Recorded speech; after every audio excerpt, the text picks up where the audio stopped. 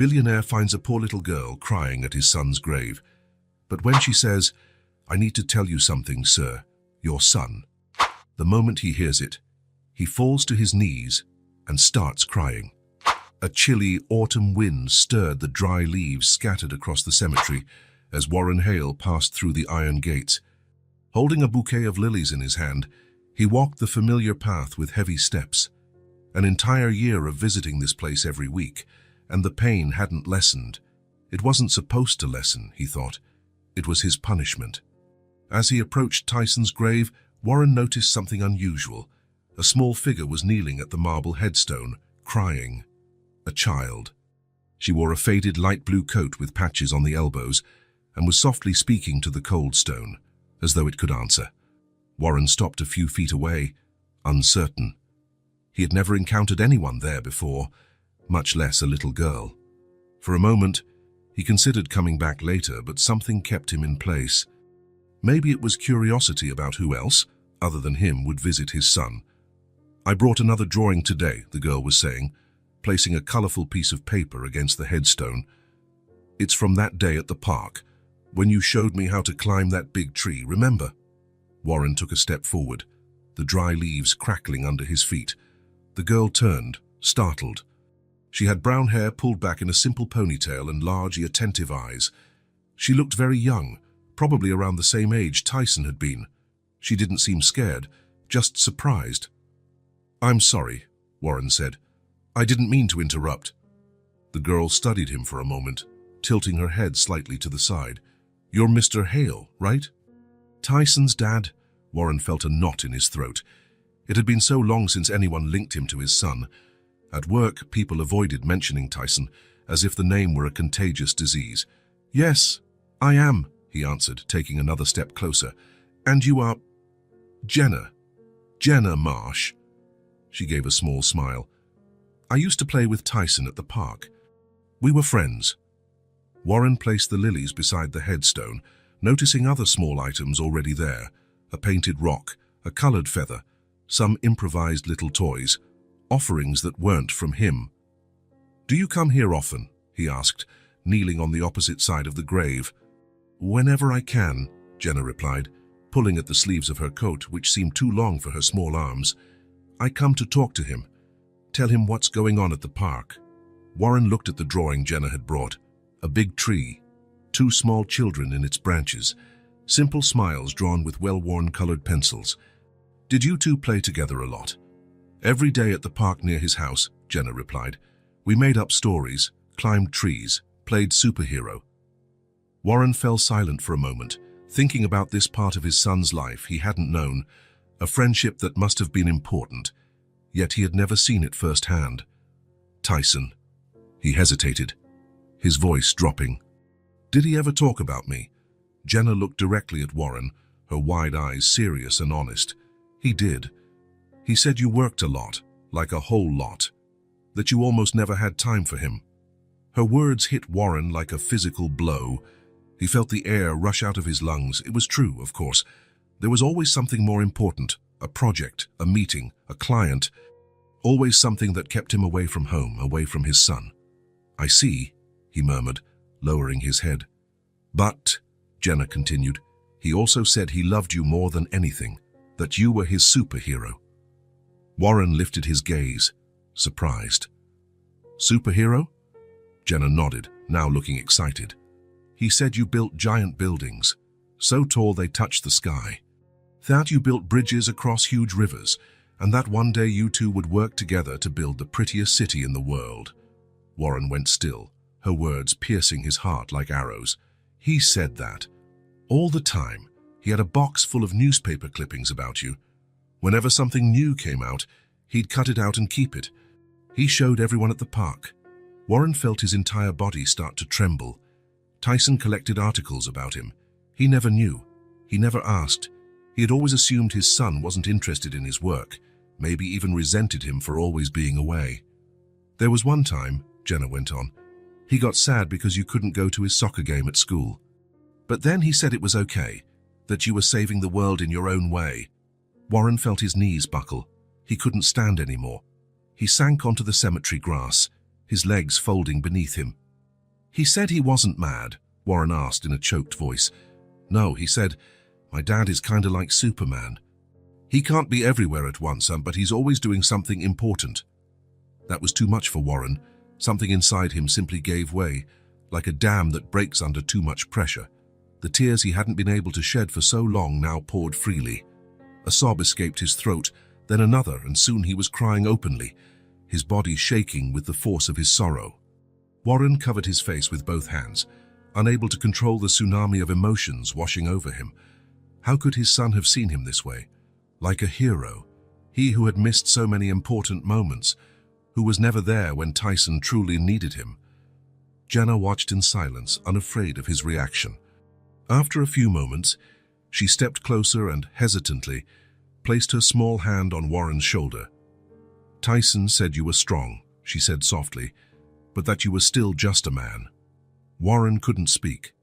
Years of guilt, regret, and pent-up pain were finally overflowing. He cried for everything he had lost, for every moment he would never get back, for all the precious time he had squandered in exchange for things that now seemed so worthless. I didn't deserve it, he managed to say at last, between sobs. I didn't deserve for him to think of me like that. Jenna reached into the pocket of her worn-out coat and pulled out a folded sheet of paper. I made this drawing for you, she said, handing him the paper. I thought you might like it. With trembling hands, Warren took the paper and unfolded it. 3 figures stood hand in hand, a tall man in a suit, a red-headed boy, and a girl with a ponytail. Above them, in a child's handwriting, were the words, Tyson's family. That was the final blow. Warren clutched the drawing to his chest and let the sobs consume him completely. He didn't care about appearing strong or composed anymore. There was no reason to. I wasn't there, he whispered, words broken by sobs. When he needed me most, I wasn't there. Jenna stayed quiet for a long time, letting Warren cry. When the sobs started to subside, she spoke. Tyson told me something on the last day we played at the park. He said, one day my dad will understand that he doesn't need to build the entire world. Just the part where we can live together. Warren wiped his tears, looking at that small child who somehow managed to convey words that pierced straight into his soul. Thank you, he finally said, voice hoarse from crying, for telling me all this, for showing me how he saw me. Jenna smiled, a small, sad smile. He would have wanted you to know. Warren carefully placed the drawing in the inside pocket of his jacket, near his heart. The sky was growing darker, and the wind was picking up now. It's getting late, Jenna said, glancing at the sky. I should go. Will you come back here? Warren asked, still sitting on the grass, exhausted from his emotional outburst. Every week. She stood up, adjusting her patched coat. We can meet again if you like. Warren nodded, unable to say more. Bye, Mr. Hale, she said, then turned to the headstone. Bye, Tyson. I'll be back next week. Warren watched the small figure walk away along the stone path, her worn-out shoes dragging through the dry leaves. Who was this child? And why had he never known about her before? When he was finally alone, Warren turned back to his son's grave. I wasn't a hero, Tyson, he whispered, voice still shaky. Not even close. But I swear, I'm going to try to be the man you believed I was. The wind rustled the leaves around him, as though the cemetery answered his words. Warren stayed there until sunset, letting the tears come when they would, speaking to his son in a way he never had when the boy was alive. And as night fell, something in him began to change, slowly. It wasn't peace. Peace still seemed too far away, but maybe it was the start of a journey, a chance to finally learn how to become the hero his son had always seen in him. The key turned in the lock with a metallic click that echoed through the empty entryway. Warren pushed the door open and stepped into his house, an elegant, spacious building that, ironically, had never felt like a real home, designed by an award-winning colleague, featured in architecture magazines, yet it had no soul. Like everything else in his life, it was more of an achievement than a refuge. Warren tossed his keys onto the entry table and stood there in the hall, unsure where to go. The house had never seemed so large and so empty at the same time. The silence felt almost tangible, as though the air were too dense for his lungs. You were his superhero. The little girl's words from the cemetery still echoed in his head, like a mantra he couldn't silence, like an accusation. Warren took off his jacket and hung it on the coat rack, his movements mechanical, like a robot programmed to mimic life. He loosened his tie and walked into the spotless kitchen, where he opened the almost empty fridge. He grabbed a bottle of water but didn't drink, just held it, feeling the cold against his palm. He said you worked a lot, like a whole lot, that you almost never had time for him. It was true. How many times had Tyson asked him to play, only for Warren to reply, later? How many school events had he missed because he was in another state or another country, closing some important deal? How many dinners had he spent on the phone, checking emails, drafting designs? Warren set the bottle on the counter and climbed the stairs, pausing in the second-floor hallway. 5 doors opened onto this corridor: his bedroom, his office, 2 guest rooms that never had guests, and the last door, always closed, Tyson's room. Warren walked toward it slowly, as though approaching a cliff's edge. His hand touched the doorknob but didn't turn it. He couldn't. Not since the funeral. It was as if keeping that door closed somehow kept Tyson alive in a bizarre way, preserved in amber, like a prehistoric insect. As if opening the door would finally admit he was gone forever. My dad is kinda like Superman. He can't be everywhere at once, but he's always doing something important. Warren closed his eyes tightly, but tears slipped out anyway. He slid down to sit on the floor in the hallway, back against the wall, facing the closed door. From his jacket's inner pocket, he pulled out Jenna's drawing. He unfolded it carefully, as though handling an ancient, fragile manuscript.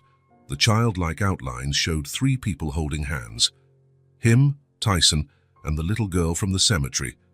Tyson's family, read the shaky lettering. How could a little girl who barely knew his son understand him so well? How could she grasp what Warren, with all his so-called intelligence and success, had never comprehended? Tyson had seen him as a hero, and he'd never known. Warren let his head fall back, gently hitting the wall. The sound echoed in the empty house. The same echo his life had become, an endless reverberation, amplified by emptiness. One day my dad will understand that he doesn't need to build the entire world, just the part where we can live together. He looked at Jenna's drawing again. The 3 figures seemed to gaze back at him as if asking, what now? What now indeed? Go back to work tomorrow as if nothing had happened. Keep designing skyscrapers and bridges while his inner life collapsed. Continue ignoring the locked bedroom, the pain, the absence. Warren got up with difficulty, legs numb from sitting so long on the cold floor. He walked down to his office, where he had spent so many nights working while Tyson slept upstairs. There he kept a bottle of whiskey. For a moment, he thought about pouring a glass, maybe 2 or 3, to drown the memories and silence the voices in his head. His hand was already on the bottle when his eyes caught something on the wall, a framed photo, almost forgotten among diplomas and awards. It showed him and Tyson in Central Park years ago. Tyson was about 4, riding on his father's shoulders, both smiling. One of the rare moments they'd shared together. There weren't many others after that. Tyson told me something on the last day we played at the park. He said, "One day my dad will understand that he doesn't need to build the entire world, just the part where we can live together."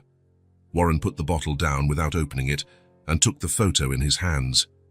He ran his fingers over the glass, as if he could somehow touch his son through time, as if he could go back and do it all differently. He returned to the living room and sat on the leather sofa he almost never used. The house was too quiet, too empty. Warren turned on the TV just for the noise, without really watching. He placed the photo and Jenna's drawing on the coffee table, alternating his gaze between the two. In the drawing, Jenna had given the figure representing Warren a smile he hadn't shown in a long time, a smile he feared he might never show again. But there was something in that drawing, beyond the simplicity of a child's pencil lines, something like hope. As if those 3 figures holding hands represented not just the past, but a possibility, a future that could never happen, yet still hovered in the air like an unanswered question. Warren leaned back against the sofa, exhausted. He closed his eyes, but Jenna's words still echoed in his mind, infinitely repeating. He said he loved you more than anything, that you were his superhero. Something strange and indescribable began to stir inside Warren. It wasn't peace, far from it, nor was it acceptance. It was more primitive, more basic. The realization that he couldn't go on like this, that he needed to do something, change something, become something different from what he'd always been. For the first time since Tyson's death, Warren didn't just want to survive the next day. He wanted... what? Even he didn't know. But he felt he needed to live up to that image his son had of him, an image he had never deserved. Warren looked again at Jenna's drawing of the three figures holding hands and felt something break inside him. Not like before, in the cemetery, when everything broke with pain and despair. This time, it was different. It was as if something old and rusted was cracking open to make room for something new. He still didn't know what to do or how to move forward, but for the first time in a year, he felt he needed to try. He owed that much to Tyson, and he owed it to himself. He fell asleep right there on the sofa, clutching the photo and the drawing to his chest. He dreamed of a red-haired little boy running ahead of him, calling for him to follow. 3 days passed since the encounter at the cemetery. 3 days during which Warren barely managed to focus at work. Jenna's words kept playing in his mind, even during important meetings. Sometimes he found himself looking at the drawing he'd stored in his desk drawer, as if that piece of paper held some kind of answer. On the morning of the 4th day, Warren made a decision. He had to find the little girl again. There were questions he hadn't asked, things about Tyson she might tell him, and in a way he couldn't explain, he felt he owed it to his son. But where to look? He didn't know where Jenna lived. He knew only her name, and that she'd played with Tyson at the park. The park. It was a start. Warren drove to the park near Tyson's old school. It was early afternoon, the sky overcast, the temperature dropping. Not many kids were around, a few mums with babies, an elderly couple feeding pigeons, 2 teenagers sharing headphones on a bench. He walked slowly along the paths, not sure exactly what he was looking for. There was a small playground with swings, slides, and a roundabout. A little farther on, a grove of old trees with wide trunks and low branches, perfect for climbing. That was where he saw her, a small figure sitting alone on a wooden bench under an old oak tree, legs swinging because they didn't reach the ground, turning a leaf around in her hand. Warren approached cautiously, unsure what to say. When he was just a few feet away, she looked up as though sensing his presence. Mr. Hale. Her eyes lit up in recognition. "Hi." "Hi, Jenna," Warren replied, stopping in front of her. "May I sit down?" She nodded, sliding over a bit, though there was plenty of space on the bench.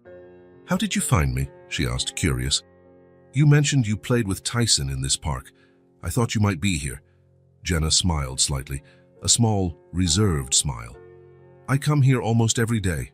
It's peaceful." Warren glanced around. The park was indeed quiet, the kind of silence you only get on weekdays when most kids are at school. "Don't you go to school?" he asked, then immediately regretted it. He sounded accusatory. "I mean, no, I don't," she answered simply, without offense. "Not since..." She left the sentence unfinished, going back to examining the leaf in her hand.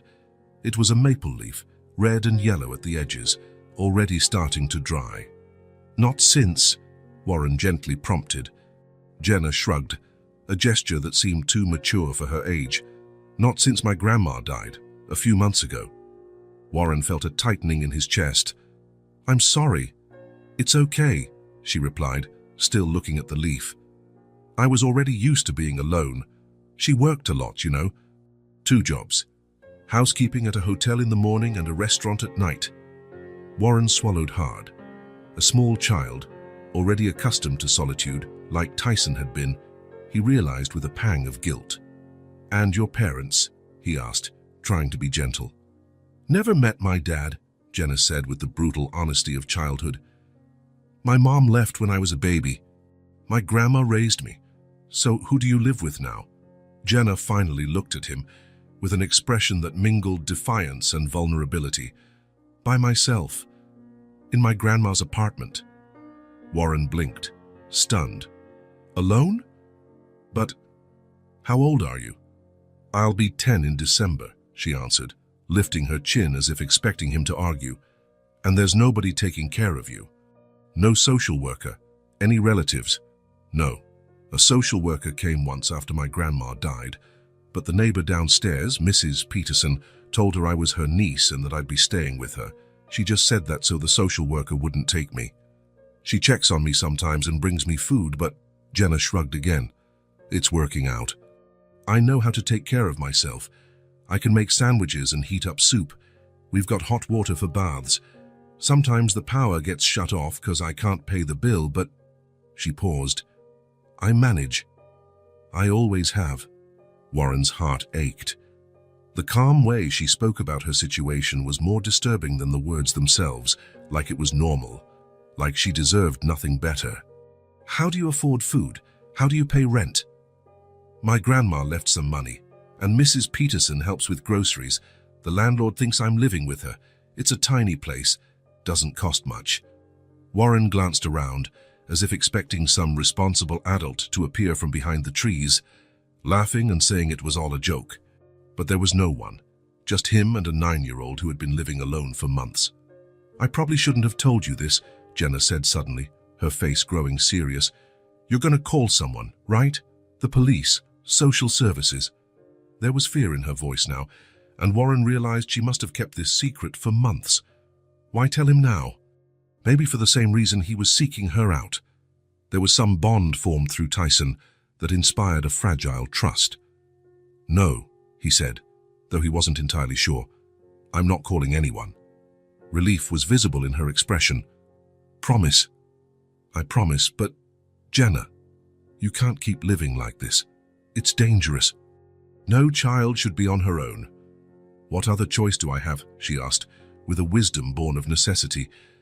If they find me, they'll send me to a shelter or foster care. I've heard stories. I don't want that.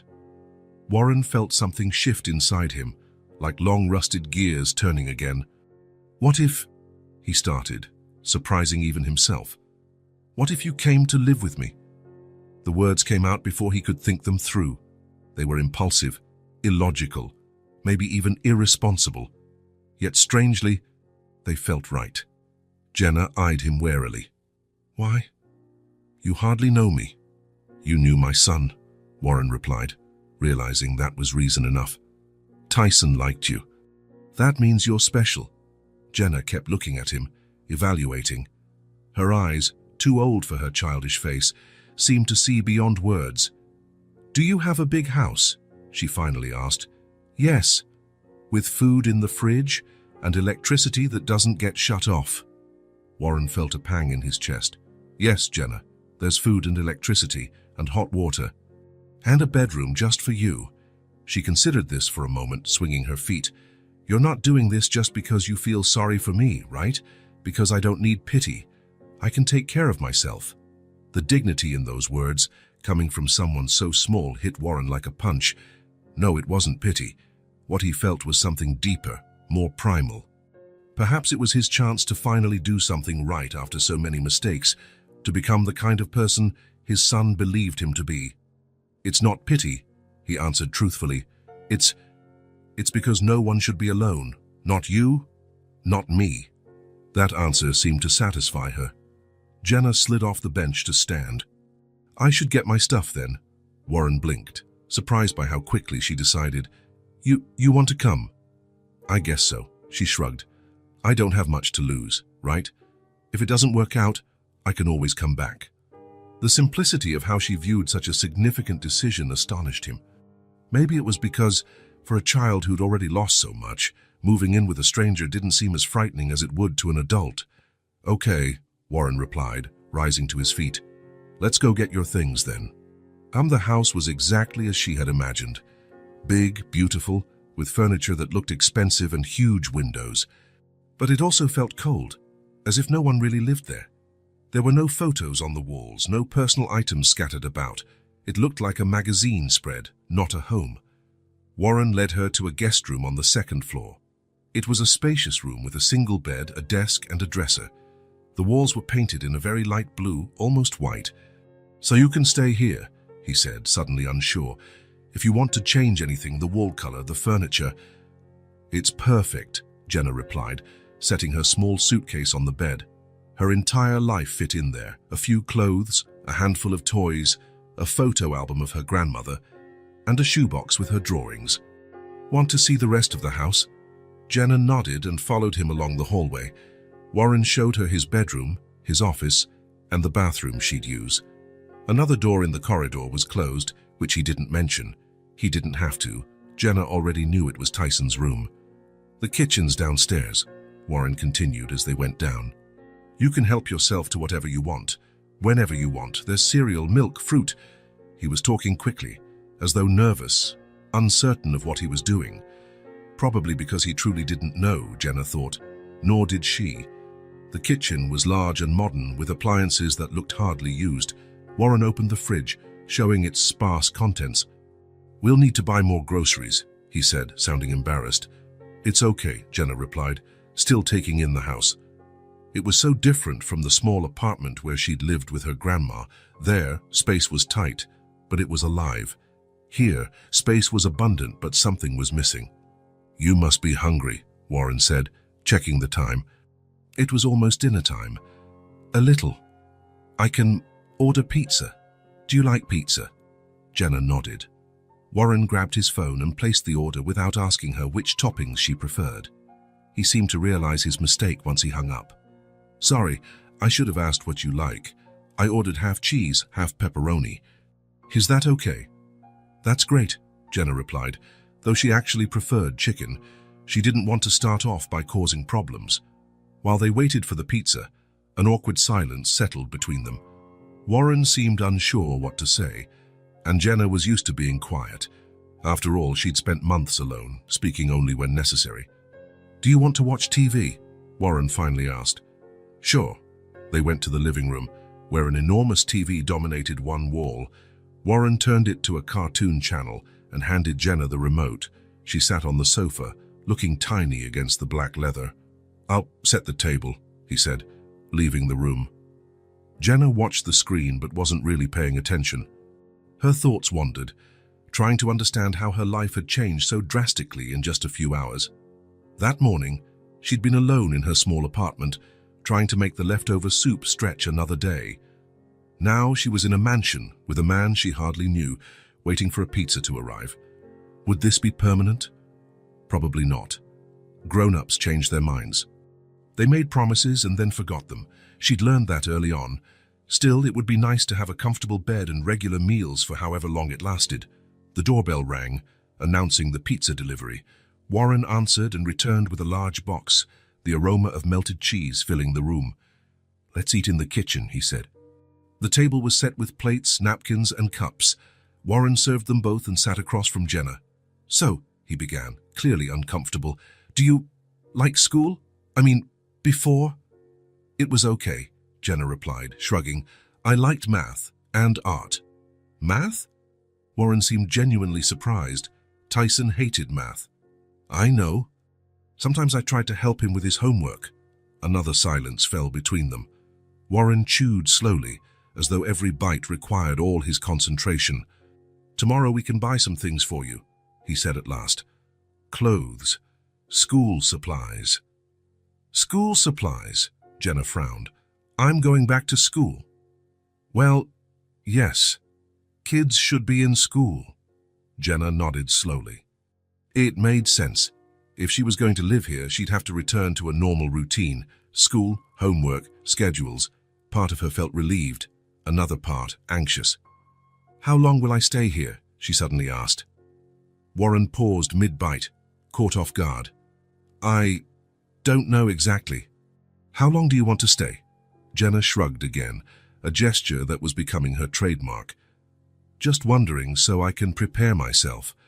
Warren put the pizza slice down, looking uneasy. "Jenna, I'm not planning to send you away, but I don't know exactly how this will work. I've never done this before." "Taken care of a child?" "Yes. Even with Tyson, He stopped, swallowing hard. "I wasn't very good at it. Tyson didn't think so." Her words seemed to hit Warren deeply. He lowered his gaze to his plate, unable to reply. The rest of dinner passed in silence. When they finished, Warren showed Jenna how to store the leftovers and how to run the dishwasher. Then, looking emotionally spent, he said, "I guess it's getting late. You must be tired. If you want to go to bed." "Okay," Jenna replied, even though she wasn't really tired. "Good night, Mr. Hale." "You can call me Warren," he said, offering a small smile. "Good night, Warren." "Good night to Jenna."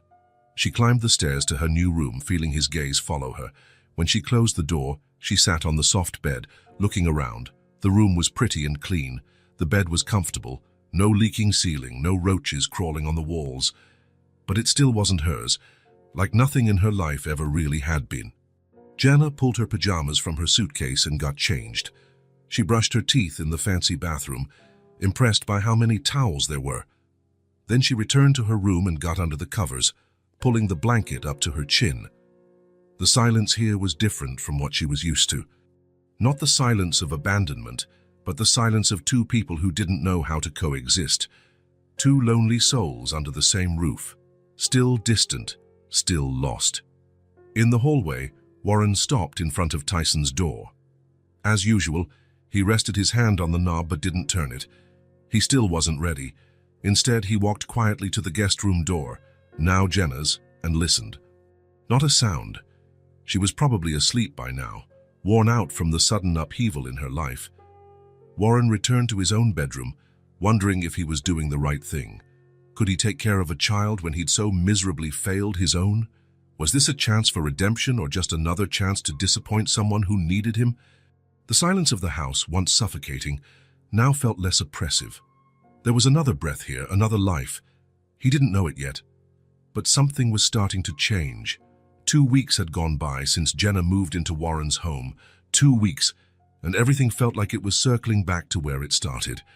As if that moment of connection at the park had been just a distant dream, an illusion of change that was now dissolving in the haze of routine.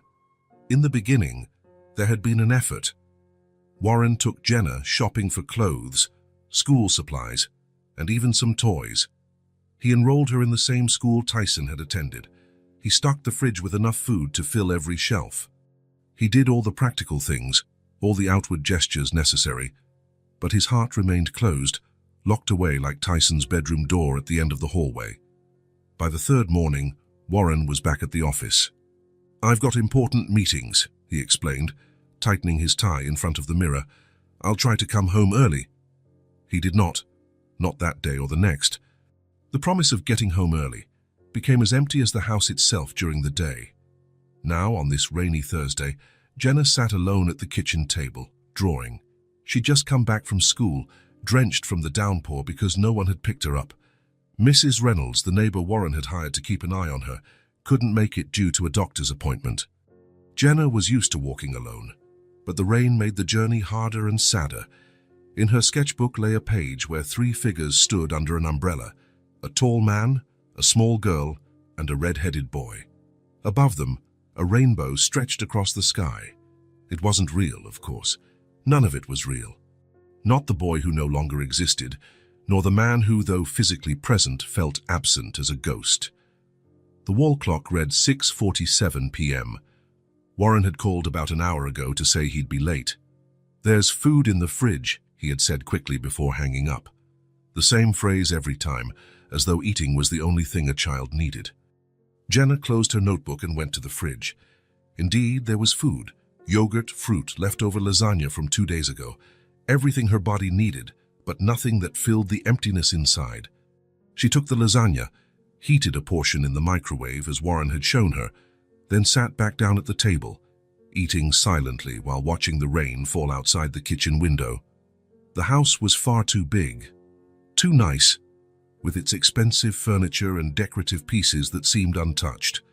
On the walls, abstract art that told no story. On the shelves, books no one read. It was a house without memories, as cold as polished marble. Jenna finished her meal, washed the plate and put it away. She'd learned to be tidy since she was small, helping her grandmother who worked so hard. She walked upstairs to her bedroom, the guest room she now occupied but didn't really feel was hers. On the way, she stopped in front of Tyson's closed door. She always felt the urge to open it, to see where her friend had lived, what toys he had, what color he'd painted his walls. But she never had the courage. It was a sacred space, a temple Warren kept sealed. In her own room, Jenna turned on the small TV Warren had installed. Another object, another material thing that didn't replace a human presence. But at least it was noise, something to break the stifling silence of the house. She lay on the bed and watched cartoons without really seeing them. Her mind wandered back to the small apartment she'd shared with her grandma, cramped, simple, with leaking pipes and a noisy fridge. Yet it had one thing this mansion didn't: genuine warmth. Even after working 2 shifts, her grandma always found the energy to ask about her day, brush her hair, or tell her a bedtime story. Here, Jenna had everything money could buy, but none of what really mattered. A tear slipped from the corner of her eye, wetting the pillow. It wasn't the first time she cried silently, and it wouldn't be the last. She was reliving the same sense of abandonment, just in a different, more luxurious setting. The sound of the front door opening drifted up. Warren had arrived. Jenna quickly wiped her tears but remained still, listening to his footsteps downstairs, the fridge door opening and closing, the clink of ice in a glass, footsteps climbing the stairs. For a moment she imagined he might knock on her door, ask how her day was, if she needed anything, if the lasagna tasted okay. Maybe he'd come in and sit on the edge of the bed, like her grandma used to, and talk a bit before wishing her good night. But his steps went right past her door. There was a pause, that familiar pause in front of Tyson's bedroom, and then the sound of Warren's own bedroom door closing. That was how it went every night, a silent ritual neither had agreed on but both observed. Jenna turned her attention back to the TV, though the colorful cartoon only highlighted the drabness of her real life, like a rainbow painted on a gray wall. She wondered how long this would last. How long before Warren realized bringing her here wouldn't fill the void Tyson had left. How long before he gave up on her completely, the way he seemed to be doing, bit by bit. In the beginning, she had hoped it might be different, that maybe she'd find a new home here. That Warren, having known loss just like she had, would understand what it felt like to be alone. But now she saw that grief, rather than bringing them together, had pushed them apart. He, in his pain, couldn't see hers. The story kept repeating, like a sad song stuck on loop. Adults leave even when physically present. Promises dissolve like sugar in water. Hopes wilt before they can bloom. Jenna turned off the TV and pulled the blanket up to her chin. She clutched the worn-out teddy bear she had brought from her old apartment, the only toy that truly mattered, a gift from her grandma on her 6th birthday. "Good night, Grandma," she whispered to the dark ceiling. "Good night, Tyson." In the loneliness of her room, surrounded by material comfort but starving for affection, Jenna fell asleep, thinking that maybe it was time to leave. Time to return to the little apartment where, if she was alone, at least she wouldn't feel the weight of rejection, where she wouldn't have to see, day after day, the living reminder that she wasn't enough, that she'd never be the son Warren lost. Tomorrow, she decided before drifting off. Tomorrow, she would write a note and leave. Warren woke up later than usual that Friday. The clock on his bedside table read 8:37, and his heart pounded as he leaped out of bed. He was late for a meeting with Japanese investors, a meeting that would determine the future of his biggest project to date. He took the quickest shower of his life, put on the suit he'd laid out the night before, and went downstairs, adjusting his tie. There was no time for coffee, barely time for anything. He walked right through the kitchen toward the door leading to the garage. It was only when he grabbed his car keys that a thought crossed his mind. Jenna. She should be getting ready for school. Had she eaten breakfast yet? Did she need lunch money? Warren hesitated, hand on the doorknob. He looked at his watch, 8:46. The meeting was at 9:30 downtown, at least a 25-minute drive without traffic. "Jenna," he called, stepping back toward the stairs. No answer. Maybe she'd already left. School started at 8:30 if he remembered correctly. Maybe Mrs. Reynolds had taken her, or perhaps Jenna had gone alone, as she often did. Reassured by that thought, Warren got in his car and drove away, mentally rehearsing his presentation for the meeting in less than an hour. The day passed in a blur of commitments. The meeting with the Japanese investors lasted the whole morning, followed by a business lunch that ran until 3 Tao. Then a visit to the construction site with the civil engineer, discussing foundations and structural changes. When Warren finally checked the time again, it was past 7 in the evening. Driving home through the chaotic Friday traffic, his thoughts drifted to Jenna. They hadn't really talked in days. In fact, they barely saw each other. She was asleep when he got home, and he was asleep when she left. A flash of guilt washed over him. He was repeating the same pattern he'd had with Tyson, present in theory, absent in practice, providing material things, failing in emotional presence. Maybe he could make it up to her this weekend. They could do something together on Saturday, a walk in the park, maybe a movie. What kind of film would a child her age like? Warren really had no clue. With these vague plans forming, he finally arrived home a little after 8. The lights were off, which was unusual. Jenna normally left at least the entry light on. Warren opened the door, calling out as he entered, "Jenna, I'm home." Silence. Absolute, oppressive silence.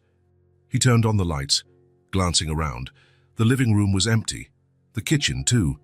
No TV sounds, no sign of another human presence beyond his own. "Jenna?" he tried again, heading upstairs. Her bedroom door was open. The room was dark, untouched. Warren flicked on the light and felt a chill run down his spine. Her school books, usually piled on the desk, were gone. The worn-out teddy bear she kept on her bed was missing. The hairbrush, colored hair ties, and the few personal items Jenna owned, none of them were there. Warren stepped inside, heart pounding. He opened the closet to find empty hangers. The dresser drawers were empty too. It was as though Jenna had never lived there. That was when he spotted the folded paper on the pillow. With trembling fingers, Warren picked it up and unfolded it. One single sentence, written in that familiar childlike handwriting. "Now I understand why Tyson missed you so much." Warren sank onto the bed, the note still in his hands. 7 simple words carrying the weight of a much larger accusation. She was gone, just walked out as if she'd never been there. And worst of all, he hadn't even noticed her absence until now. How many hours had it been? Had she left in the morning for school and decided not to come back? Or had she left before dawn? He didn't know. He had no way of knowing. He'd spent the entire day not really thinking about her, except for that brief moment before leaving the house.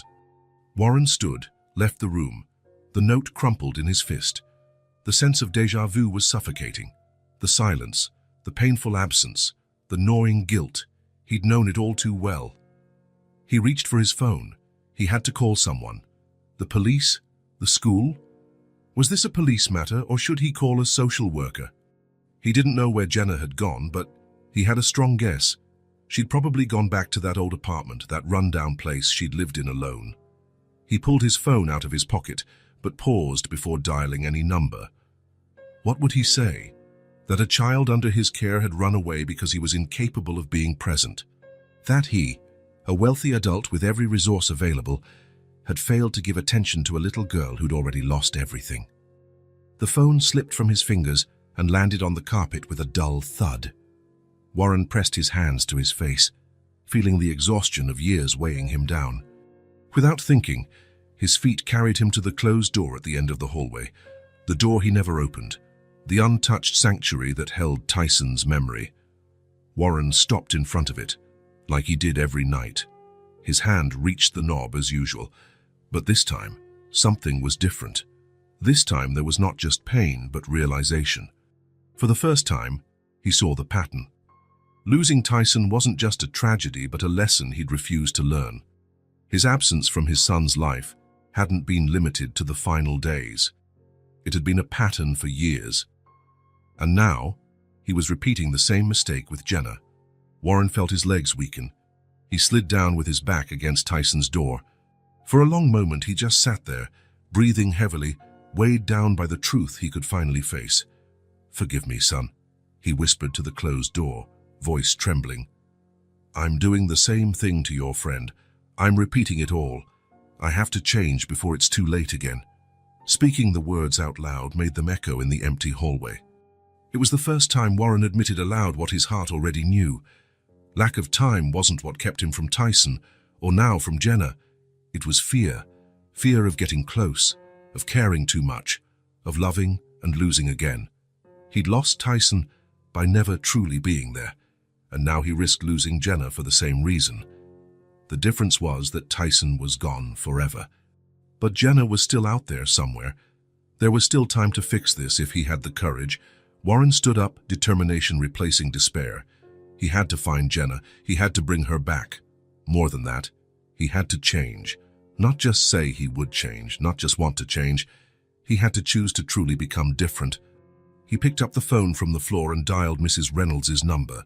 Perhaps she had noticed something earlier in the day. "Hello?" The older woman's voice came after 3 rings. "Mrs. Reynolds, it's Warren Hale. Sorry to call so late." "Mr. Hale, I was just about to call you. I'm worried about little Jenna. She didn't show up at school today. The principal called me to ask where she was." Warren felt his heart clench. So Jenna had left before daybreak. "She's not here," he replied heavily. "She left a note. She's gone." "Oh my goodness," Mrs. Reynolds exclaimed. "Have you called the police?" "Not yet, but I think I know where she might be," Warren said, drawing a deep breath. "I'm going to find her now. Would you like me to come with you?" "No, thank you. This is something I need to do alone."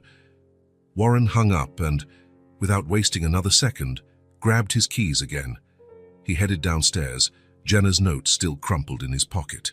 He paused only to pick up the spare key to the girl's apartment, one he'd kept after moving her belongings. He stepped into the cold night, his determination growing with every step. He would find Jenna. He would bring her home. And this time, he would truly be there for her, not just physically, but wholly. It was a promise he made not just to her or to Tyson, but most of all to himself. As he drove through the dark streets, Warren wondered what he would say to her. How would he explain that he finally understood? How would he convince a child who had been abandoned so many times to trust him again? He didn't know. But for the first time in a long time, he was willing to genuinely try. The car sped along the main avenue, taking him toward the older, simpler neighborhoods. Toward the small, run-down apartment where Jenna had lived alone after her grandmother's death. Toward a chance to right his wrongs before it was too late, before history could repeat itself entirely. Warren glanced at the night sky through the windshield. The stars gleamed, distant and indifferent to human tragedies. Yet somehow, in that vastness, he almost felt Tyson watching, hoping his father would finally learn the lesson he'd tried to teach in life, that he didn't need to build the entire world, just the part where they could live together. Night deepened as Warren drove through the city streets. First, he checked Jenna's old apartment, but the place was dark and empty. He knocked on her neighbor, Mrs. Peterson's door. She said she hadn't seen the girl. He checked the lobby, the nearby playground, the corner store where Jenna sometimes bought bread. No luck. With every fruitless stop, his desperation grew. Warren drove aimlessly, slowing whenever he saw a child, studying each face under the yellow glow of street lamps. The dashboard clock read 11:18 p.m. when he stopped at a red light, feeling utterly drained and out of ideas. Where would a child go on a cold night like this? Where would she feel safe? Then he remembered. Jenna's words echoed in his memory. "We used to play in the park near his house. We'd make up stories, climb the trees." The park, where Jenna and Tyson had built their friendship, where she might feel closest to the friend she'd lost. Warren made a sharp turn, ignoring the angry honk of another driver. He sped along familiar roads until he reached the municipal park, just a few blocks from his home. At this hour, it should have been closed, but the old rusty lock on the gate could be easily pried open by any resourceful child.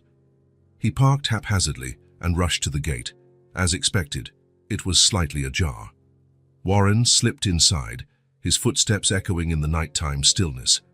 The park looked like a different world now. Shadows of trees stretching across the ground like ghostly figures. Empty swings swaying in the breeze with the occasional creak. "Jenna," he called, his voice unnaturally loud in the silence. "Jenna, are you here?" No answer. Warren headed toward the playground. In the dim light from distant street lamps, he made out the shapes of the slide, the roundabout, the swings, all empty. He was about to give up when he noticed a slight movement at the top of the slide, a small silhouette huddled in the darkness. "Jenna," he called again, approaching slowly so as not to scare her. The figure moved but remained still. Warren climbed the slide ladder carefully, feeling the cold metal under his palms. At the top, he saw her. Jenna was curled up in the small space, hugging her knees to her chest. She wore the same faded blue coat she'd had at the cemetery. Her little backpack sat beside her, probably containing everything she owned in the world. "Hi," Warren said softly, almost in a whisper. Jenna lifted her gaze. Her eyes were red and swollen, but dry, like she'd run out of tears and now only resignation remained. "How did you find me?" she asked, her voice rough. "I remembered what you said about playing here with Tyson." Warren sat beside her, leaving a small space. "I tried to think where I would go if I were you." Jenna nodded slightly, returning her gaze to the empty park. "I came to get you," Warren continued. "Why?" The question was simple and direct, without blame, but charged with genuine curiosity. Warren drew a deep breath. He hadn't rehearsed any speeches. All the well-formed sentences, the logical arguments he'd planned while searching, seemed useless now. "I'm not here to make promises," he finally said, staring at his own hands. "I'm not saying everything will magically change overnight. I just came to ask for another chance." Jenna stayed silent, still hugging her knees. "Your note," Warren went on, voice trembling. "What you wrote made me realize something I should have understood a long time ago." She finally looked at him. "What?" "That I'm treating you exactly like I treated Tyson. I'm physically there, but I'm not really there. I'm in the same house but miles away." Warren swallowed hard, fighting back tears. "And the worst part is, I know how much it hurts. I saw it in his eyes, and now I see it in yours." Jenna studied Warren intently. There was something different in his eyes that night, something she hadn't seen before. An unguarded vulnerability, a raw honesty that had been buried beneath layers of pain and distance. "I don't know if I can change completely," he admitted. "I don't know if I can promise to never work late again or be the best caretaker you deserve, but I can promise I'll try. Really try this time." Warren held out his hand, not to pull her, but as an invitation. "Will you come home with me? Please?" Jenna stared at the outstretched hand, then at Warren's eyes. For a long moment, she just looked at him, as if searching his face, his expression. Then, slowly, she unfolded from her curled position and, instead of taking his hand, threw herself against Warren's chest in a sudden, desperate hug. Warren froze for a second, startled by the unexpected gesture. Then his arms wrapped around her, holding her as though he feared she might vanish. Something broke inside him again. That dam, already cracked, finally collapsed completely. Tears came, hot and uncontrollable, rolling down his face as silent sobs shook his body. He cried for Tyson, for Jenna, for himself, for all the lost time and all the unspoken words. "I'm sorry," he whispered through his sobs, voice muffled against her hair. "I'm so sorry, Jenna." He felt her small arms tighten around his neck, her face buried against his shoulder. He couldn't tell if she was crying, too. He just knew that. In that moment, something was changing between them. Some invisible barrier dissolved in the cold night air. They stayed like that for a long time, huddled at the top of the slide.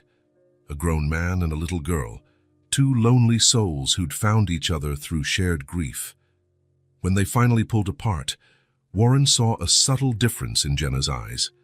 There was an understanding there beyond her years, a near-adult comprehension, as if she'd somehow grown through these last few days apart. "Shall we go home?" he asked, wiping his tears with his coat sleeve. Jenna nodded, picking up her backpack. "Let's..." They climbed down the slide together, Warren going first and extending a hand to help her with the last steps.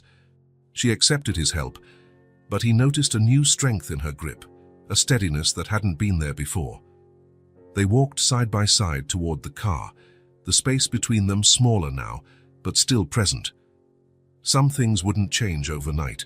Trust would have to be rebuilt slowly, day by day. But for the first time since Tyson's death, Warren felt there was a real chance for a new start, a chance to do things differently, to be different. As he drove back home, Jenna silent in the passenger seat, he made a silent promise to Tyson, to Jenna and to himself. This time he would be present, truly present. And maybe, just maybe, they could build something resembling a home. The first days after Jenna's return were strange, marked by a silence different from before. Not the silence of distance, but of anticipation, like they were both holding their breath, waiting to see if things would really be different now. On Monday morning, Warren did something he had never done before. He called the office and announced he would be working from home for the rest of the week. Family matters, he explained to his partner, Robert Shee, who was surprised. In 15 years of partnership, Warren had never taken time off for family matters. When Jenna came downstairs for breakfast, already dressed for school, she found Warren in the kitchen attempting, unsuccessfully, to make pancakes. "Good morning," he said, turning around with the pan in hand and an embarrassed look. "I think these didn't turn out so great." Jenna eyed the misshapen, slightly burnt pancakes. A shy smile appeared on her face. "Can I try?" she offered. Warren handed her the pan, relieved. "Please." Side by side, they prepared breakfast. Jenna taught Warren how to flip pancakes at just the right moment, while Warren told her how his own father had been hopeless in the kitchen. "My mom never let him do more than boil water for coffee," he recalled with a smile. "Is your mom still alive?" Jenna asked, pouring more batter into the pan. "No. She and my dad passed away in a car accident years ago." Jenna nodded sympathetically. "Like my grandma?" "Yes, like your grandma." When they finished eating, Warren grabbed his car keys. "I'll drive you to school today, and I'll pick you up afterwards too." Jenna looked at him, surprised. "But what about your job?" "I can work from home this week. I have some projects to review, nothing that requires me to be at the office." On the drive to school, they talked about small things, the weather, the subjects Jenna would study that day, the book she was reading for English class. In front of the school, Warren hesitated before letting her go. "I'll pick you up at 3, okay?" Jenna nodded as she got out of the car. Then, before shutting the door, she turned back to him. "You really will come, right?" The question held no reproach, only genuine uncertainty, like she'd been let down too many times to fully believe. "I will," Warren promised, meeting her gaze. 3 on the dot. "I'll be right here." And he was. At 2:55, he was already parked outside, 5 minutes early, scanning the gates anxiously. The relief he felt upon seeing Jenna was strange, as though part of him had feared she might disappear again. He waved, and her small smile when she spotted him was worth more than any multi-million-dollar contract he'd ever signed. The next day, the routine repeated, and the next, breakfast together, talk during the drive to school, Warren working at home, picking her up promptly at dismissal. In the evenings, changes were even more noticeable. Instead of locking himself away in his office, Warren started making dinner with Jenna. He didn't know much beyond the basics, but he was learning. Together they made pasta, attempted to roast chicken which turned out slightly undercooked, and even tried a lasagna that, surprisingly, was good. During dinner, Warren asked questions, not the perfunctory, "How was your day?" but more specific ones that showed he was truly paying attention. "How did your science project presentation go?" "Did the teacher like your idea about soil erosion?" Jenna, shy at first with so much attention, gradually opened up. She talked about school, classmates, and the books she enjoyed. Sometimes she mentioned Tyson, recalling moments they had shared at the park. Rather than changing the subject as he once would have, Warren listened, smiling at the funny stories, asking questions about their adventures. It was painful, but in a different way. Pain mixed with gratitude that he could learn parts of Tyson's life he'd never known. One Wednesday after dinner, Warren suggested they watch a movie together. They picked an animated film about a lonely robot who finds love and purpose caring for a tiny plant. Jenna loved it. Warren found himself more moved than he cared to admit, especially in the scenes where the robot protected the plant against all odds. Over the weekend, they went to a toy store. Warren said Jenna could choose anything she wanted. She walked among the shelves, looking at everything with interest but showing no real desire, until they reached the doll aisle. Her eyes lit up when she spotted a simple rag doll with brown yarn hair and a blue dress. It was nothing compared to the more elaborate electronic dolls, but somehow it called to her. "That one?" Warren asked, surprised by her modest choice. Jenna nodded. "She looks like me." Warren glanced from the doll to Jenna and smiled. There really was a resemblance in the hair color and gentle expression. "Then let's take her home." That evening, after dinner, they sat on the sofa to watch another movie. Jenna held her new doll in her arms, occasionally adjusting its blue dress or smoothing out its yarn hair. Halfway through, Warren noticed Jenna had fallen asleep. Her head rested on a cushion, the doll clutched tightly, her face peaceful in a way he had rarely seen since they met. Warren turned off the TV and watched her for a long moment. Something about that scene deeply touched him. A small child who finally felt safe enough to doze off, no longer bracing herself for more loss. Gently, so as not to wake her, Warren lifted Jenna in his arms and carried her upstairs. She barely stirred, instinctively nestling against his chest, still holding the doll firmly. As he tucked her into bed and pulled the covers over her, Warren felt something shift within him. A certainty that had been growing these past days solidified in his mind. The next morning at breakfast, Warren set his mug on the table and looked directly at Jenna. "I have something important to tell you." Jenna looked up from her cereal, alert. "These last days, since you came back, they've been different for me." "Good. Better than anything I've felt in the past year." Warren paused, choosing his words. "And it made me realize something about you, about me, about us." Jenna waited, her eyes focused on him. "I want you to be my daughter. I want to adopt you, officially." Jenna's spoon froze halfway to her mouth. Her eyes went wide, full of surprise, confusion, and hope. You're sure?" she asked, her voice small. "Absolutely," Warren replied.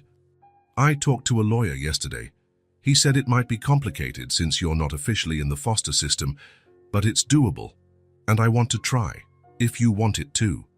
Jenna slowly lowered the spoon into the bowl, her face a swirl of emotions Warren couldn't fully decipher. For a moment, she did nothing but look at him, as though testing the sincerity of his words, the firmness of his decision. Then, without a word, she stood, walked over to him, and stopped in front of his chair. She still said nothing. Suddenly, she wrapped her arms around his neck. This wasn't a desperate hug, like the one in the park. It was steady, determined, almost grown up in its purpose. It was the hug of someone making a conscious choice, not someone clinging to a lifeline. Warren hugged her back, feeling her small body tremble slightly against his. "Is that a yes?" he asked quietly. Jenna just nodded against his shoulder, unable to speak. She didn't need to. The hug said everything. The decision was made, by both of them. The adoption process started faster than Warren expected. His lawyer, impressed by his determination, expedited the initial paperwork, and their first meetings with a social worker were scheduled for the following week. It was a quiet Saturday afternoon. Warren was in the living room, working on his laptop to organize the documents needed for the process, while Jenna was sprawled on the carpet, drawing. She had colored pencils scattered all around, and that new rag doll, whom she had named Lucy, rested nearby as though supervising the art. The doorbell rang, surprising them both. They weren't expecting visitors. "I'll get it," Warren said, standing up. He opened the door to find Robert Sullivan, his business partner of 15 years. Tall, impeccably dressed even on a Saturday, carrying a leather briefcase under his arm, wearing that trademark grin Warren knew so well, the grin of big deals. "Warren, sorry to drop in without warning, but this couldn't wait until Monday," Robert said, walking in without waiting for an invitation. "I tried calling, but you didn't answer." Warren shut the door, trying to hide his annoyance at the unannounced visit. He had purposely turned his phone off to spend time with Jenna uninterrupted. "Robert, what's so urgent?" Robert halted upon seeing Jenna on the living room floor. She looked up from her drawing, curious about the stranger. "Oh, you have company," Robert remarked, clearly surprised to see a child in Warren's house. "This is Jenna," Warren introduced. "Jenna, this is Robert, my partner at work.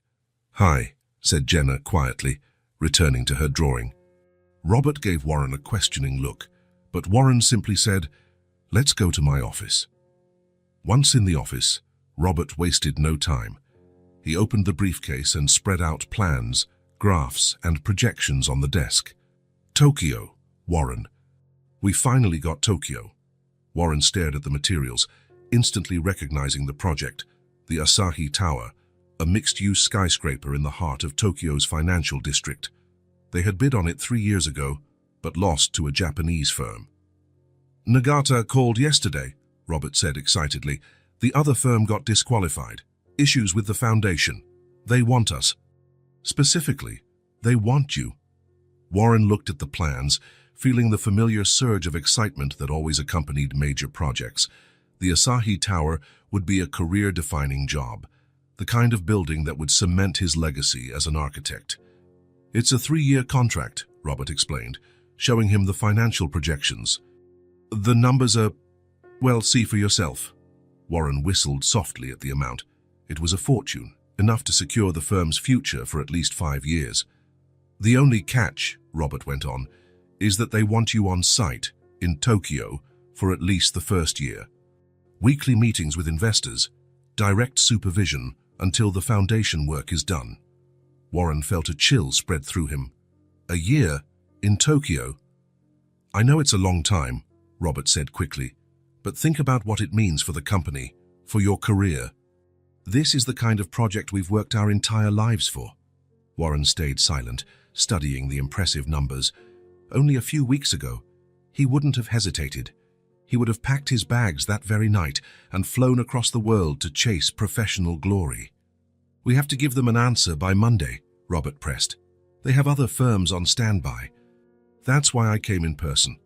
I knew you'd want to see these numbers before deciding. Warren nodded absently, his mind racing. A year in Tokyo. Far from home. Far from Jenna. So what do you think? Robert asked eagerly. Should I call Nagata today and confirm? Warren didn't respond. Instead, he stood and walked to the office door, opening it slightly. From this angle, he could see Jenna still lying on the living room rug, busy with her drawing, her tongue sticking out in concentration, just like Tyson used to do when he drew. Warren, Robert said, confused. Give me a minute, Warren replied, stepping out of the office. He approached Jenna quietly, watching from above. She was drawing a house. Notice it was clearly their house. 2 figures held hands in front of the building, a tall man and a small girl. Next to them, a transparent figure, almost like a smiling ghost, a red-headed boy.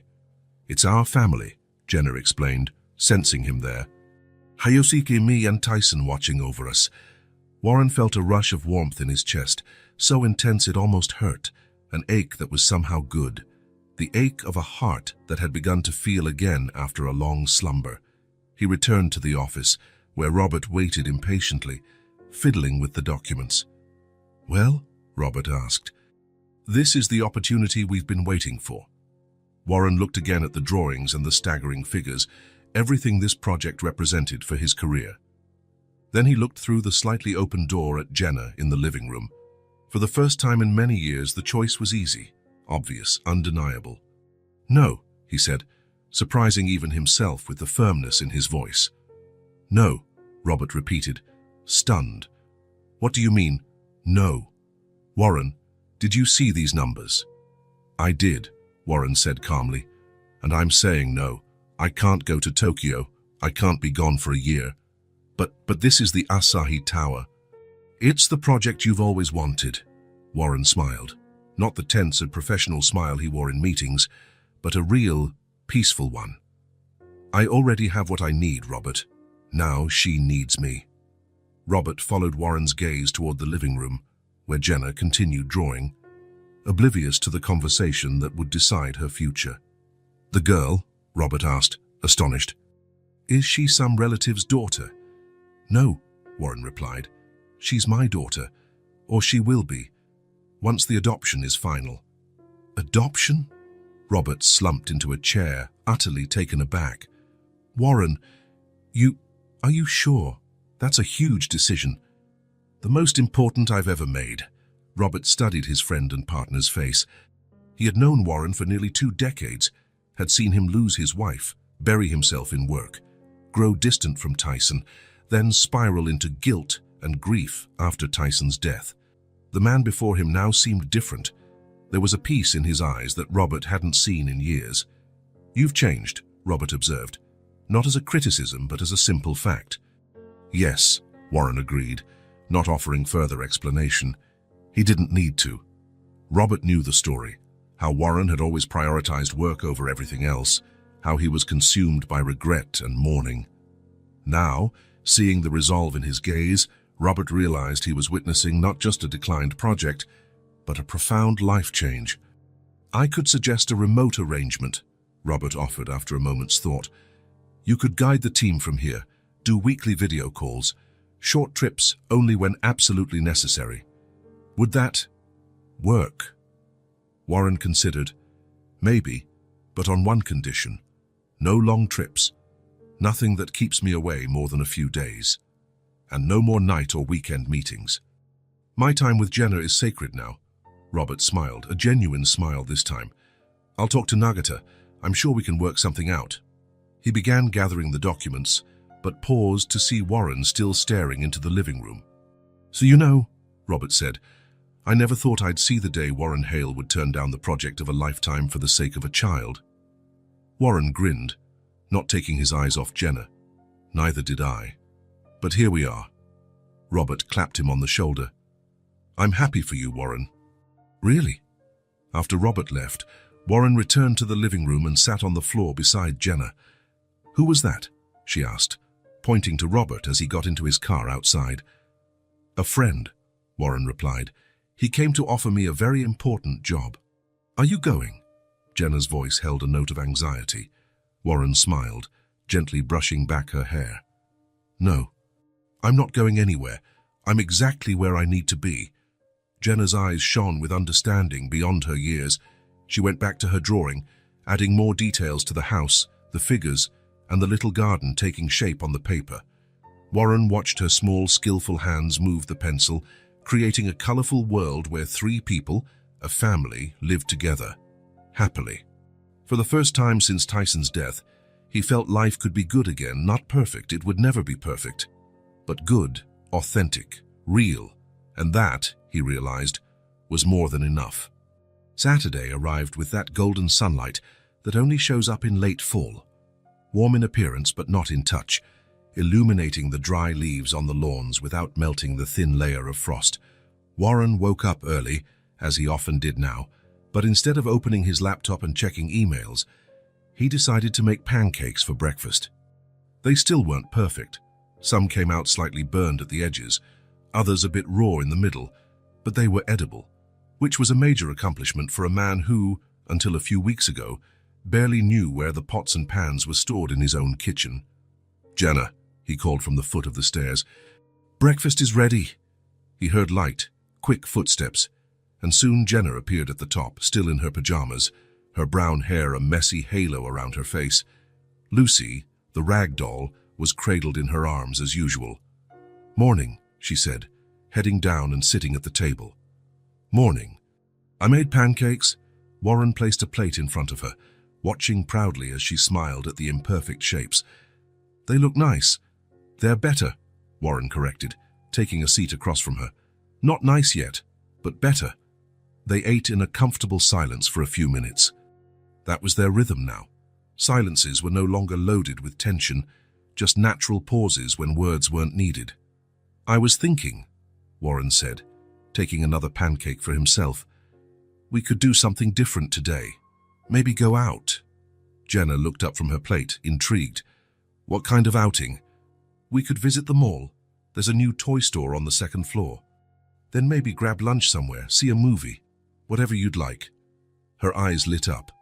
"Can I bring Lucy?" "Of course. I'm sure she'll enjoy seeing other toys." An hour later, they were in the car, heading to the mall. Jenna wore a light blue dress that matched Lucy's. Warren watched them both out of the corner of his eye while driving, noticing how Jenna whispered to the doll, explaining where they were going and what they would see. It was funny how something so simple could feel so significant now, a Saturday trip to the mall, something thousands of parents did with their children every weekend. But for Warren, it was a milestone. He couldn't recall the last time he'd done something like this with Tyson. There had always been a more important meeting, a more urgent project. The mall was crowded, as expected on a Saturday. Warren led Jenna up the escalators to the second floor, where the new toy store boasted a bright and welcoming facade. "Wow," Jenna whispered upon entering, her eyes sweeping over shelves packed with every possible toy. "Where do you want to start?" Warren asked. Jenna clutched Lucy to her chest, momentarily overwhelmed by the sheer number of choices. "I'm not sure. There's so much. Let's just look around then." "Say, what's here?" They wandered through the aisles, pausing to examine board games, stuffed animals, and puzzles. Jenna showed interest in everything, but didn't linger too long, until they reached the doll section. Her eyes settled on a larger doll than Lucy, with brown hair that could be styled and clothes that could be changed. "Do you like that one?" Warren asked, noticing her interest. Jenna nodded timidly. "She looks like me, and like Lucy, too. They could be sisters." Warren smiled. "Do you want to get her?" "Can I?" The genuine surprise in her voice still tugged at his heart, like gifts were something utterly rare in her life. "Yes. That's why we're here." Jenna carefully picked up the doll, studying every detail of its face, the outfit, the tiny shoes. She can be Lucy's big sister, she decided. They kept moving through the store, now with the new doll, whom Jenna decided to name Olivia, alongside Lucy in her arms. Then, as they passed the section with toy cars, Warren stopped abruptly. There, on the third shelf, was a bright red remote control car. Not exactly the same, but incredibly similar to the one he'd bought for Tyson on his last birthday, a gift the boy had barely gotten to use before falling ill. "You okay?" Jenna asked, noticing his pause. Warren blinked, returning to the present. "Yeah. It's just, Tyson had a car like this." Jenna looked at the toy with renewed interest. Did he like it? He loved it. It was red, just like this. Red was always his favorite color. Warren picked up the car, examining it with a mix of nostalgia and sadness. He used to play in the backyard, making obstacle courses with rocks and sticks. The memory was bittersweet, but more sweet than bitter, Warren realized with some surprise. Before, any memory of Tyson stabbed him with almost physical pain. Now there was also warmth, a gratitude for having had those moments at all. "We could buy it too," Jenna suggested softly. Warren looked at her, surprised.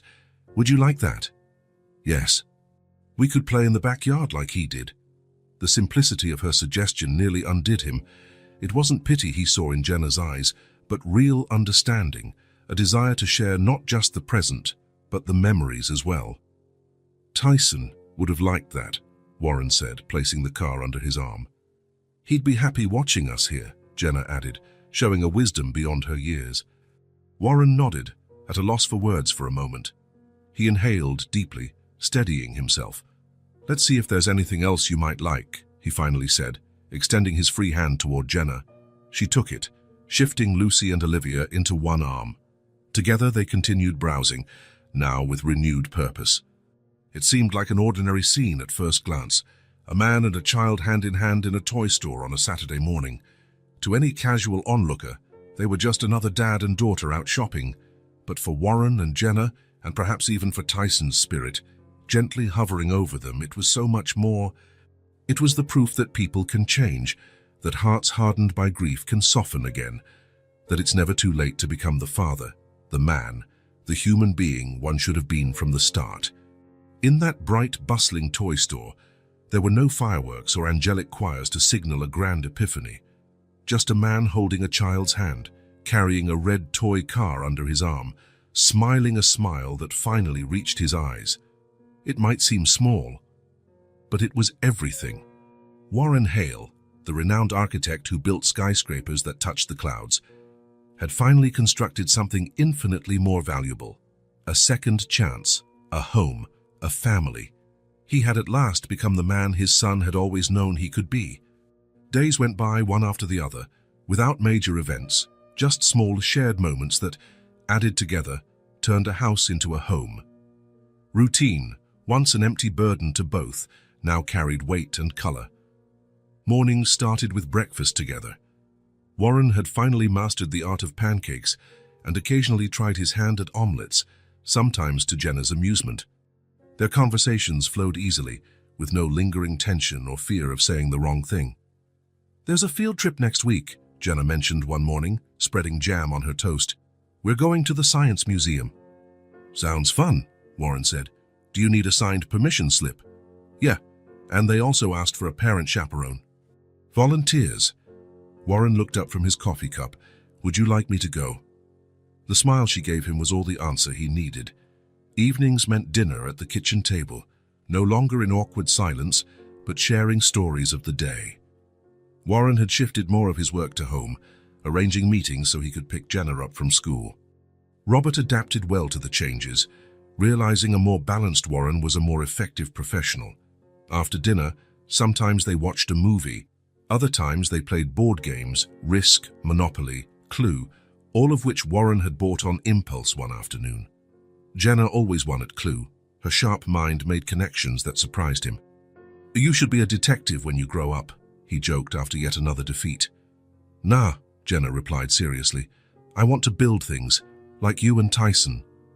Warren felt that familiar ache in his chest, but it was warm now, pride and tenderness mixed together. On weekends, they tended the backyard. Warren had never been into gardening. He used to hire a service to keep the lawn neat and the plants alive. But Jenna was interested, so soon they were planting flowers, herbs, even a small tomato plant. "My grandma said taking care of plants teaches patience," Jenna explained, patting soil around a newly planted geranium. "So your grandma was a wise woman," Warren said, watching her small hands work. Music also returned to the house. One night, while rummaging through a forgotten shelf, Warren found an old jazz record.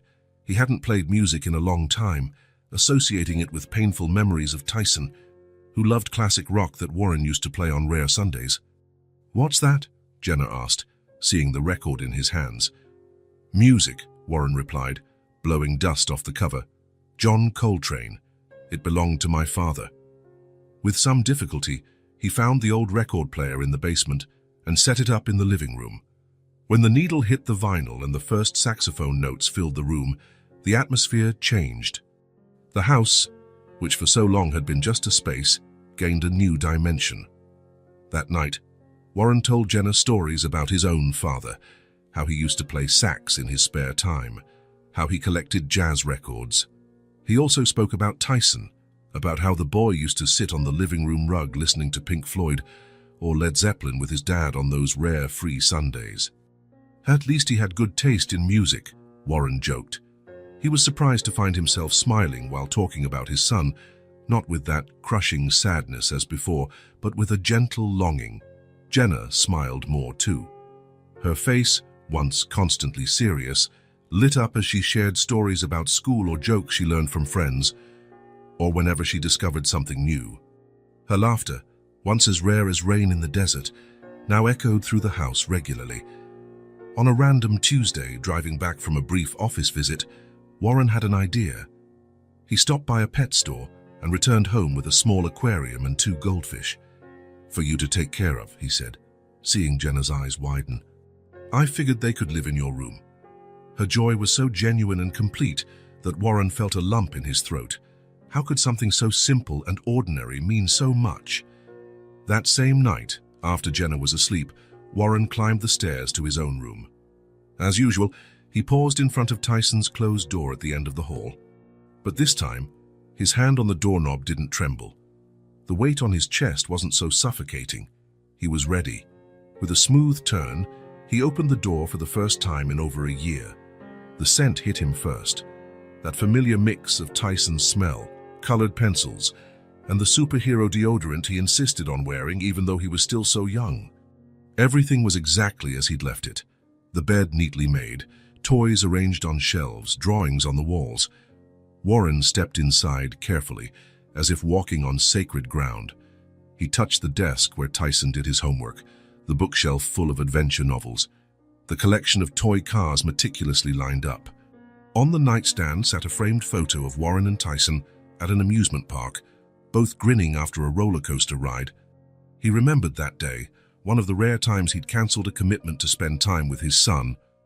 Warren sat on the edge of the bed, holding the photo frame. Tears welled up, but they felt different this time.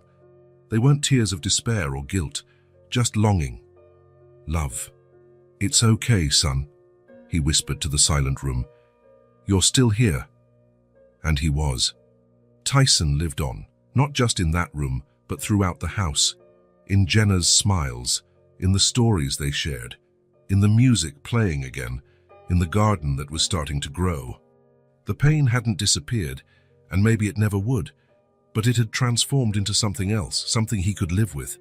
A love reshaped, no longer destructive, but constructive.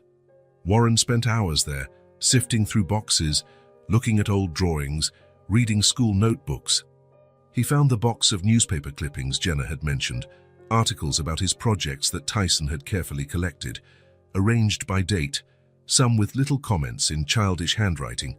"Dad on TV. Tallest building in town. Dad is awesome." When he finally left the room, he left the door open. It was time for fresh air and sunlight to flow in, time for life to return to that space. The next day, he told Jenna he had opened Tyson's room and asked if she wanted to see it. She nodded solemnly, understanding the significance. Together, they explored the room that had once belonged to Tyson. Jenna touched his toys reverently, browsed the books, and smiled at the drawings. "He drew really well," she commented, looking at a rocket illustration he had made. "Like you," Warren replied. In the days that followed, the dynamic between them changed subtly. It was as if the last barrier had fallen. Jenna began spending time in Tyson's room, sometimes drawing at his desk, sometimes just sitting on the bed, talking to her dolls, or reading one of his adventure books. Warren didn't mind. In fact, it comforted him to see the room in use again, filled with new life. Tyson would have liked that, he was sure. One morning, about 2 weeks after the door had been opened, Jenna came to breakfast wearing a mysterious smile. "I have a surprise," she announced, "but it won't be ready until this afternoon. You'll be home, right?" "I will," Warren said, intrigued. "Any hint about this surprise?" "It's a performance, in the backyard." 4 o'clock, she said cryptically. Then, after a pause, "Just the two of us." All day, Warren watched Jenna darting in and out of the backyard, hauling art supplies, colored fabric, even some folding chairs. She refused any help, insisting she had to do it all herself. At 4 sharp, Warren appeared in the backyard, wearing the dress shirt and neatly pressed pants Jenna had requested. He found a single chair placed in front of a makeshift stage made of cardboard boxes draped with a white sheet. A sign, painted in bright letters, read, "The girl who found a dad." "Have a seat," Jenna instructed, emerging from behind a tree. She wore a dress Warren didn't recognize, probably something she'd crafted herself from scraps of fabric layered over her usual clothes. Warren did as told, both curious and touched by her dedication. Once he sat down, Jenna turned on a small radio she'd set up. Soft instrumental music began to play, likely borrowed from the old records they'd rediscovered. The performance began. With endearing seriousness, Jenna acted out the story of a girl who lost everything, who lived alone, who'd given up on expecting anything from life. She used mime, exaggerated expressions, and movements that resembled an improvised modern dance. The story progressed, showing how she met a sad man in a cemetery, moved into a big cold house and still felt alone despite living with him. Warren felt a lump in his throat, recognizing their own story through Jenna's eyes. Then came the moment of her escape, their reunion in the park, her return home.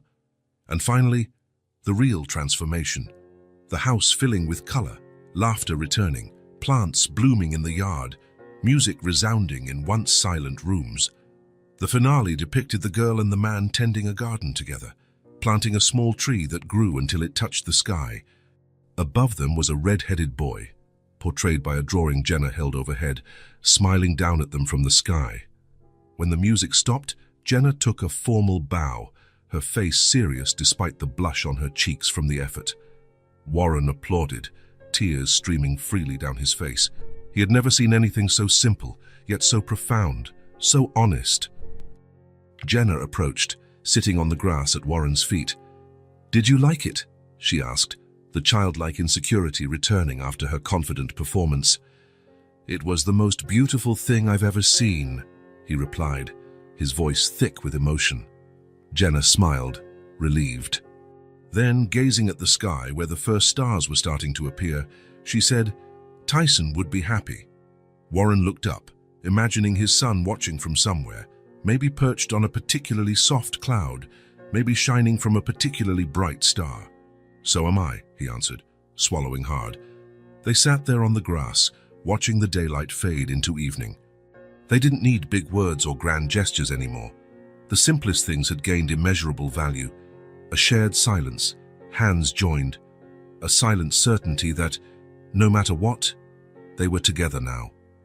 A family, not by blood or obligation, but by choice, by love.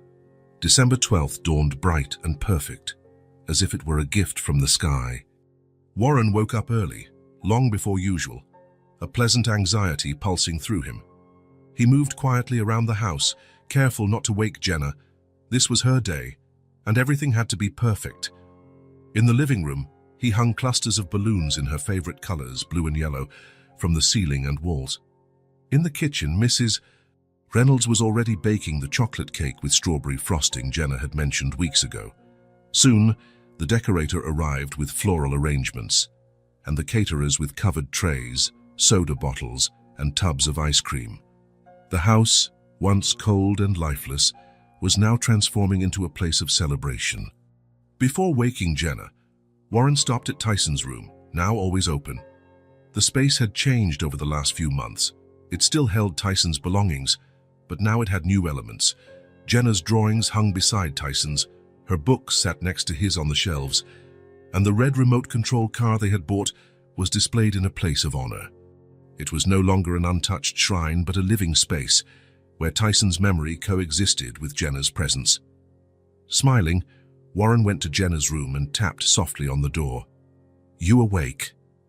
The door opened to reveal Jenna in her pajamas, her hair messy but her eyes bright and alert. "Morning," she said. "Today's the day, right?" "It is," Warren confirmed, handing her a rectangular gift wrapped in silver paper with a fancy bow. "Happy birthday, Jenna."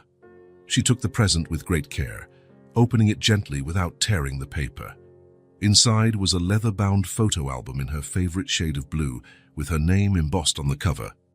On the first page was a recent picture of the two of them in the backyard. On the second page, an older photo of Tyson and Jenna at the park, found among Tyson's things. The rest of the pages were blank, waiting for new memories. "For us to start our own family album," Warren explained. "There's plenty of space to fill." Jenna ran her fingers over the cover, then hugged Warren tightly. "Thank you." "There's more," he said, gesturing to a larger box by the bed. Inside, she found a light blue dress, simple, delicate, and brand new. Jenna held it up in awe. "It's for you to wear today," Warren said, "for your party." Jenna's eyes widened. "Party? There's a party. Of course, it's your birthday. Birthdays deserve parties." A slow smile spread across her face. "Who's coming?" "Mrs. Reynolds, Robert and his wife, the neighbors in the yellow house with the twin girls, your friends from school, your art teacher you like so much." Jenna looked stunned. "All that are for me," Warren nodded, feeling a pang at the realization that, at 10 years old, a birthday party was something completely new to her. "Is there a cake?" she asked in a small voice. "Chocolate with strawberry frosting, and ice cream too." Jenna hugged the dress to her chest, her eyes shining. "Thank you," she said again, finding no other words. "Go get dressed," Warren said, kissing the top of her head. "Guests start arriving at noon." Right at noon, the doorbell started to ring. In no time, the house was full. Kids running around the backyard, adults chatting in small groups, upbeat music playing in the background. A normal birthday party to many, but extraordinary to someone who'd never had one. Jenna drifted among the guests in her new blue dress, moving with an almost adult-like grace. She accepted gifts with genuine gratitude, talked politely with grown-ups, and played with the other children. Yet there were moments when Warren caught her standing to the side, watching everything with wonder, as if she couldn't believe it was all for her. During one such moment, he approached her. Jenna stood a little apart, watching the kids bounce in the inflatable castle he'd rented. "Enjoying the party?" Warren asked. "It's the most incredible thing that's ever happened to me," she said, with absolute sincerity. Warren smiled, that familiar warmth blossoming in his chest, a mix of joy for giving her this experience and sadness for knowing it was all new to her. "I've never had this before," Jenna murmured, gazing at the party as if it were a fragile dream. Warren got down on one knee beside her so they were eye level and pulled her into a firm hug. "You'll have it from now on," he promised, voice quivering. "Every year." Jenna hugged him back, resting her face against his shoulder. When they finally pulled apart, she wore a smile, full and unguarded, the kind of smile he'd worked so hard to bring back since the day they met. "Go on," he urged. "It's your party." He watched her run off to join her friends, the blue dress fluttering like butterfly wings behind her. Then he looked around at his once empty house, now filled with life. What he saw went beyond decorations and guests. He saw a new beginning, a second chance. A new life built on the foundations of two people shaped by loss, but now defined by what they found in each other. He remembered where they started. Him, a man broken by guilt and grief, unable to open his son's bedroom door. Her, a lonely child used to not being seen, to not mattering. And now, they were celebrating together. She was surrounded by friends and presents. He was able to smile again, able to think of Tyson with love instead of just pain. The once closed door now stood open, the room filled with light and renewed life. "Time for cake," Mrs. Reynolds called, placing the chocolate cake in the middle of the living room. 10 candles flickering like little beacons. Everyone sang happy birthday while Jenna beamed. "Make a wish," Warren said. Jenna closed her eyes for a moment, then blew hard, putting out all the candles at once. Applause broke out, and soon the cake was being sliced and passed around. "What did you wish for?" Warren asked when they had a quiet moment alone. Jenna smiled, a smile far too wise for a 10-year-old. "I can't tell you, or else it won't come true." Warren nodded, respecting her secret, but somehow, looking at her radiant face, at the vibrant house and the open future, he suspected he already knew, and that was it. 2 pasts marked by loss, 2 presents filled with love, a new life built with patience and presence. It wasn't perfect. It never would be. Pain and longing still showed up at unexpected times. Tyson remained an absence felt daily. But now there was room for more, for laughter alongside tears, hope alongside longing, a future finally worth living. Warren surveyed the party around him.